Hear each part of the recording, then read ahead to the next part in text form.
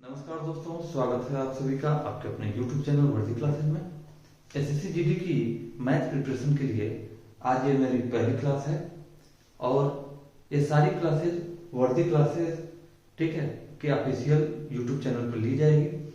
तो सबसे पहले बात करूं मैं क्लास शुरू करने से पहले कि जो भी अभ्यर्थी हैं अगर उनके मन में एक संदेह हो कि हम किस बुक से मैथ को पढ़ें, तो यदि आप पहले से किसी बुक को फॉलो करते आ रहे हैं तो कोई बात नहीं।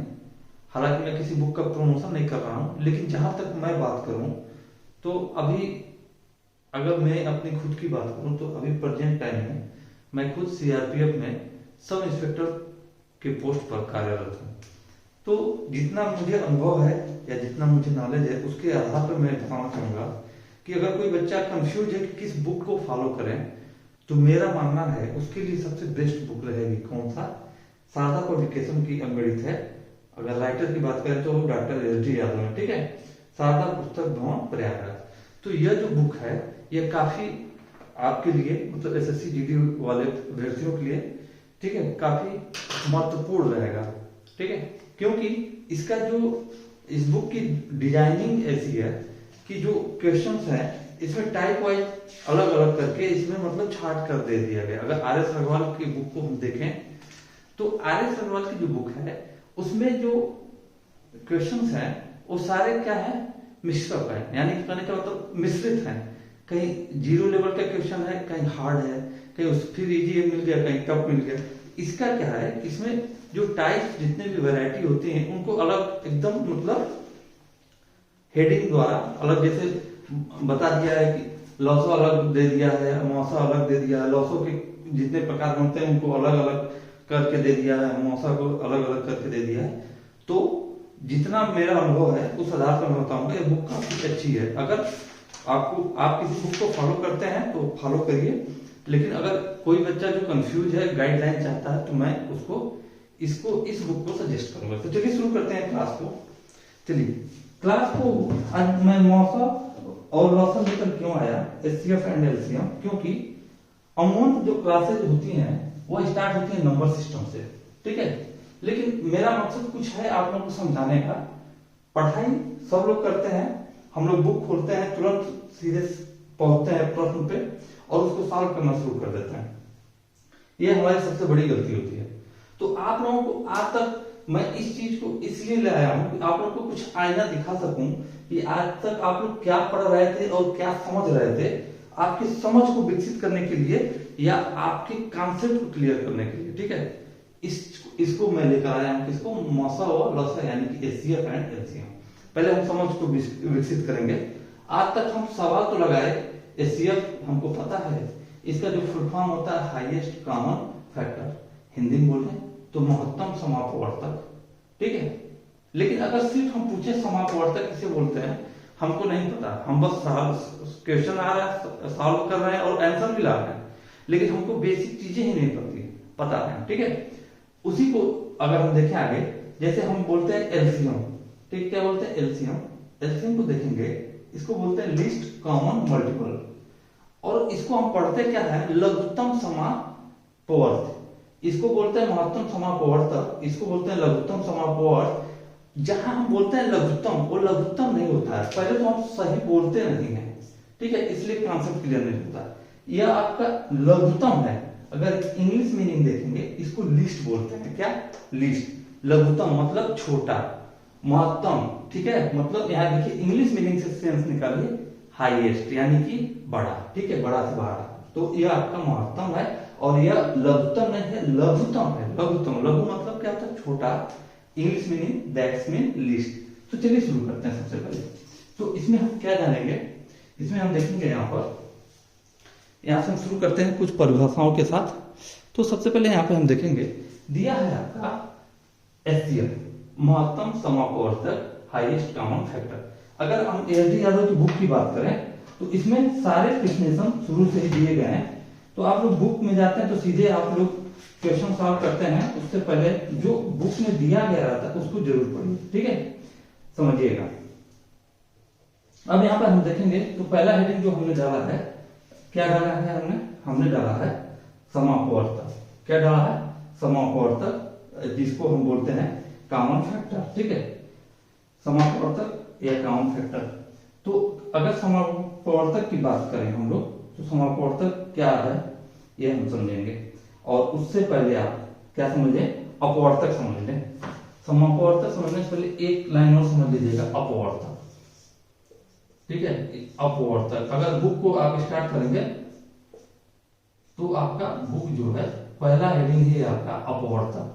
कहां से स्टार्ट है, आपका अपवर्तक से ही स्टार्ट है, पहली हेडिंग है अपवर्तक। क्या है, अपवर्तक। क्लियर, इस बुक की बात कर रहे हैं, ठीक है। तो अच्छा, अपवर्तक को क्या हम बोलते हैं, फैक्टर। क्या बोलते हैं, फैक्टर, और या डिवीजर दोनों बोलते हैं। कैसे बोलते हैं देखेंगे, फैक्टर और डिवीजर देखेंगे।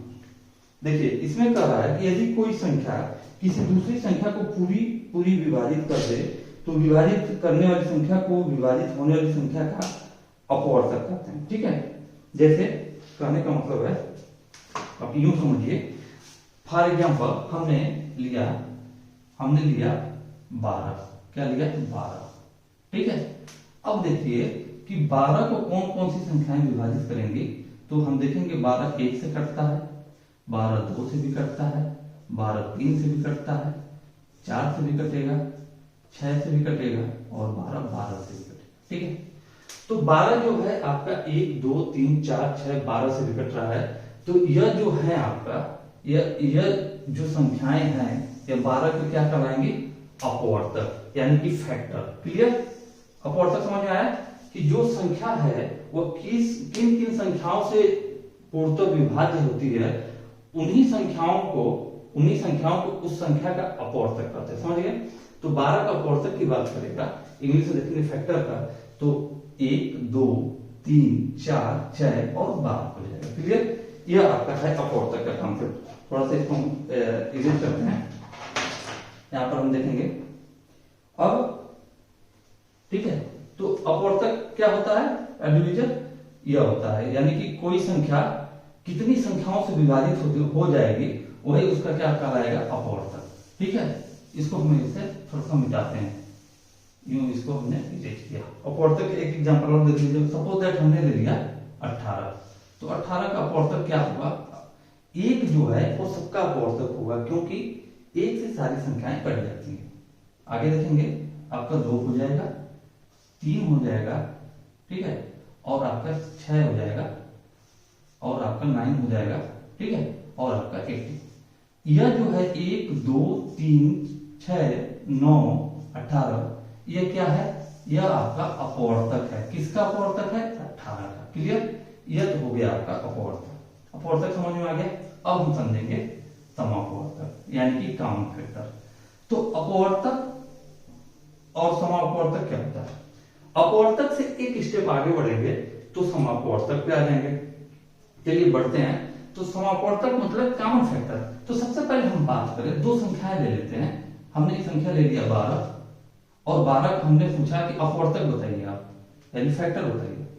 तो 12 का जो फैक्टर होगा 1 2 3, ठीक है, 4 6 और 12, यह क्या हो गया, 12 का अपवर्तक लिख दिया हमने। एक संख्या हमने लिया 16 का हम अपवर्तक देखेंगे, दैट्स मीन फैक्टर देखेंगे। We will get 1 2 4 8 and 16। यह हमको क्या मिला, यह हमको मिला 16 का अपवर्तक, यानी 16 का फैक्टर। क्लियर। तो यह तो सिर्फ अगर हम इसकी बात करें, 12 के अगर इस लाइन की बात करें 1 2 3 4 6 12, तो यह है अपवर्तक। 16 की बात करें 1 2 4 8 16, यह भी है अपवर्तक। लेकिन अब हमने किया क्या कि हम देखेंगे ये दोनों संख्याओं में कौन कौन सी संख्याएं कॉमन है। यह तो क्या है, सबसे पहले यह तो है आपके अपवर्तक है, यानी फैक्टर है। यह हमने क्या लिखा, यह लिखा हमने फैक्टर, यह है आपका फैक्टर 12 का, और यह है फैक्टर आपका 16 का। यह लिखा क्या, अभी तक हमने फैक्टर लिखा। लेकिन अब हमने क्या किया कि दोनों में हम देखेंगे कि फैक्टर कॉमन कौन कौन सा, तो कॉमन फैक्टर मिला 1, और फिर क्या मिला हमको, कॉमन फैक्टर मिला 2, और फिर हमको क्या मिला, देखिए यहाँ पे हमको कॉमन क्या मिल रहा है 4। ठीक है, आगे बात करेंगे तो आगे कोई कॉमन फैक्टर नहीं मिल रहा है। तो हम यहाँ हमको देखने को मिल रहा है कि 12 और 16 में जो कॉमन फैक्टर है वो क्या क्या है 1 2 4। तो इसी को बोलते हैं समापवर्तक। सिर्फ 12 की बात करें तो 12 का सिर्फ फैक्टर निकलेगा, 16 की बात करें इसका फैक्टर निकलेगा, लेकिन 12 और 16 को जब एक साथ लेंगे तो इनका निकलेगा कॉमन फैक्टर। यानी कि 3 ही ऐसी संख्याएं हैं जो 12 और 16 को एक साथ क्या करेंगी विभाजित करेंगी, और वो तीनों संख्याएं हैं आपकी 1 2 एंड 4। क्लियर, ये आपकी 3 संख्याएं। तो यह हो गया आपका कॉमन फैक्टर। इंग्लिश टर्म में देखें इसको तो हमको मिल गया यह कॉमन फैक्टर, और हमको निकालना क्या था, यह हमको मिल गया कॉमन फैक्टर। ठीक है, थर्ड फॉर्म में लिखते हैं, हमको मिला कॉमन फैक्टर 1 2 4, और हमको फाइंड करना था हाईएस्ट कॉमन फैक्टर, यानी कि हमको महत्तम समापवर्तक फाइंड करना था। यानी कि हाईएस्ट कॉमन फैक्टर तो we will get 1 2 and 4, but अगर हम बात करें हाईएस्ट कॉमन फैक्टर तो जो ये तीनों कॉमन फैक्टर्स हैं इनमें हाईएस्ट को हम चूज करेंगे तो देखेंगे हमको मिल रहा है इसमें सबसे बड़ा जो फैक्टर है वह है आपका 4। तो 4 क्या हो जाएगा, यह हो जाएगा एचसीएफ यानी कि हाईएस्ट कॉमन फैक्टर। समझ में आया? सबसे पहले हमने फैक्टर निकाला, ठीक है, 12 का भी फैक्टर लिया, 16 का भी फैक्टर लिया, फिर हमने कॉमन निकाल लिया तो हो गया। फैक्टर को हमने कॉमन किया तो कॉमन फैक्टर बोल दिया, और उस कॉमन फैक्टर में जब हम हाईएस्ट कॉमन फैक्टर लिए तो उसको हमने बोल दिया, जो उसमें सबसे हाईएस्ट लिया तो उसको हमने बोल दिया highest common factor. That's mean इसी को हम बोलते हैं एचसीएफ, और हिंदी में बोलते हैं महत्तम समापवर्तक। तो किसी भी संख्या का, ठीक है, जो एचसीएफ होता है वह बड़ी से बड़ी संख्या होती है, ठीक है, जो उन दोनों संख्याओं को क्या करता है पूर्णतः विभाजित करता है। हम यूं कहें, ठीक है, बात समझ आया? तो बड़ी से बड़ी संख्या लेना है। अब 4 से बड़ी कोई ऐसी संख्या नहीं है जो 12 और 16 को एक साथ विभाजित करे। 4 से बड़ी 6 तो है, 6 तो 12 को विभाजित करेगा, ठीक है, 6 तो 12 को विभाजित करेगा, लेकिन 6 क्या 16 को करेगा? नहीं। अगर 8 की बात करें, 8 12 को तो विभाजित करेगा, क्या 8 16 को विभाजित करेगा, लेकिन 12 को करेगा नहीं। ये आपका हो जाएगा गलत। लेकिन 4 है, सबसे बड़ी संख्या सिर्फ 4 ही है जो 12 और 16 को एक साथ डिवाइड करेगा, यानी कि इनके बीच जो हाईएस्ट कॉमन फैक्टर होगा वो होगा 4। यह आपका है कॉन्सेप्ट। अभी मैं सिर्फ कॉन्सेप्ट समझा रहा हूँ, क्वेश्चन नहीं समझा रहा हूँ। तो एचसीएफ क्या होगा आपको समझ में आ गया? अब जैसे हम एग्जांपल पे ले लेते हैं थोड़ा सा, अगर इनको इरेज करते हैं तो यहाँ पे देखिएगा और भी संख्या देख लेते हैं, ठीक है, थोड़ा सा कॉन्सेप्ट क्लियर होना चाहिए। हमने समझाया आपको फैक्टर, फिर समझाया कॉमन फैक्टर, और फिर समझाया हाईएस्ट कॉमन फैक्टर, जिसको हम आज तक सॉल्व करते हैं लेकिन समझ नहीं पाते हैं। देखिए, अगर हमने ले लिया, सपोज दैट हमने ले लिया 8 ले लिया, और हमने ले लिया 12 ले लिया, ठीक है, और क्या ले लिया, चाहे इसको चेंज करते हैं, हम ले रहे हैं 16 ले रहे हैं, 20 ले रहे हैं, ठीक है, और हम ले रहे हैं यहाँ पे 24 ले रहे हैं। अब हम यहाँ इसको देखेंगे, इसका पहले फैक्टर निकालेंगे, तो 1 2 4 8 एंड 16, ये आपका 16 का फैक्टर होगा। 20 को देखेंगे तो 1 2, उसके बाद क्या हो जाएगा 4 5 और 20। 24 को देखेंगे 1 2 3 4 6 8 एंड 24, ठीक है। यह क्या हो गया आपके फैक्टर्स। अब कॉमन फैक्टर्स देखेंगे, इनके कॉमन फैक्टर्स कौन कौन से हैं, तो देख लीजिए। कॉमन फैक्टर देखेंगे तो किसी भी संख्या के कॉमन फैक्टर्स 1 तो सब में मिलेगा, 1 की बात को छोड़ दीजिए। फिर क्या है आपका कॉमन फैक्टर 2 है, फिर अगर हम बात करें यूं तो ये आपका है 4। इसके बाद बताइए कोई कॉमन फैक्टर दिखाई दे रहा है तो आप बोलेंगे नहीं। तो हमको कॉमन फैक्टर मिला 1 2 4, और इसमें हाईएस्ट कॉमन फैक्टर कौन सा है, तो वह है आपका 4। तो 16 20 एंड 24 का अगर हम एचसीएफ पूछेंगे तो वह हो जाएगा 4। यही आपका हो जाएगा आंसर। ये निकालने के लिए हो गया, ये कॉन्सेप्ट समझाया हमने। अब हम आएंगे जो लघुत्तम लघुत्तम आज तक हम बोलते आए वो लघुत्तम नहीं, वह है लघुत्तम। ठीक है, क्या है? लघुत्तम समापवर्त, न कि समापवर्तक। ठीक है, फ्लो में हम लोग उसको भी समापवर्तक बोलते हैं, लेकिन वह है समापवर्त, जिसको अगर हम इसके इंग्लिश फुल फॉर्म को देखें तो इसको बोलते हैं लीस्ट कॉमन मल्टीपल। ठीक है, तो लीस्ट कॉमन मल्टीपल जानने से पहले फर्स्ट स्टेप में हम देखेंगे मल्टीपल क्या होता है, उसके बाद हम कॉमन मल्टीपल देखेंगे और उसके बाद देखेंगे लीस्ट कॉमन मल्टीपल। यह जो प्रोसेस है यह क्या है, स्टेप बाय स्टेप है, ये कॉन्सेप्ट क्लियर कर रहा हूं। ठीक है, अब देखेंगे यहाँ पे, तो यह जो चीजें मैं बता रहा हूं, अगर इस बुक को देखेंगे तो यह सब पूरी कॉन्सेप्ट आपको क्लियर हो जाएगी बुक में। अगर आप देख सकते होंगे तो सारी चीजें यहाँ कॉन्सेप्ट आपकी दी गई है। जैसे यहाँ पे आप दिखाई दे रहा होगा तो देखिए अपवर्त के बारे में बताया। ठीक है, फिर समापवर्त, तो अपवर्त और समापवर्त क्या होता है, अब ये सब चीजें हम बताते हैं। समझिएगा अपवर्त क्या होता है।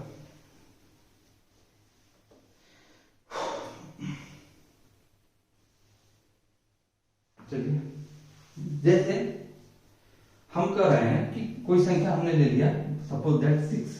ठीक है, और 6 का हम पूछेंगे, ठीक है, अपवर्त क्या होगा, समझ रहे हैं ना। तो 6 का अपवर्त क्या होगा, यानी 6 से कौन कौन सी संख्या कटेंगे, तो 6 से तो 6 कटेगी। ठीक है, 6 कटेगी, 6 से 12 कटेगी, 18 कटेगी। ठीक है, 24 24 कटेगा। ठीक है, तो यह है आपका, तो यह जो संख्या है इससे जो जितनी संख्या पूर्ण रूप से विभाज्य होंगे यानी पूर्णतः कट जाएंगी, वह क्या कहलाएंगे, इसका कहलाएंगे अपवर्त। यानी 6 का अपवर्त पूछे तो 6 का अपवर्त 6 होगा, 12 होगा, 18 होगा, 24 30 आगे बढ़ते जाइए, so on up to infinite, यानी अनंत तक की संख्याएं बढ़ती जाएंगे। क्लियर। तो इंग्लिश में इसको बोलते हैं मल्टीपल, यानी कि 6 फिर दूना 12 3 18। ठीक है, ऐसे यह स्टेप बाय स्टेप आगे बढ़ता जा रहा है। तो यह हमने बताया आपको अपवर्त। अपवर्त क्या होता है, यानी मल्टीपल, जो कि आपको समझा दिया। ठीक है, अब कॉमन मल्टीपल की बात आई, तो कॉमन मल्टीपल कैसे निकालेंगे, जब तक आपके पास 2 या 2 से अधिक संख्याएं नहीं होंगी तब तक तो कॉमन मल्टीपल कैसे निकाल पाएंगे। तो समझिए, अब हम कॉमन मल्टीपल के ऊपर चर्चा करते हैं। अपवर्त समझ गए। सपोज दैट अगर हम पूछें 4 है, 4 के अपवर्त क्या होंगे, तो 4 का अपवर्त 4 होगा, क्योंकि 4 से पूर्णतः विभाजित हो जाएगा। 4 का अपवर्त 8 भी होगा, क्योंकि 8 जो है 4 से विभाजित हो जाएगा। 12 भी होगा। ठीक है, 16 भी होगा। ये सब क्या है, 4 के मल्टीपल है, यानी अपवर्त है। और समापवर्त किसे बोलते हैं, देखिए हम ले लिए, सपोज दैट हमने ले लिया 8 और हमने ले लिया 12।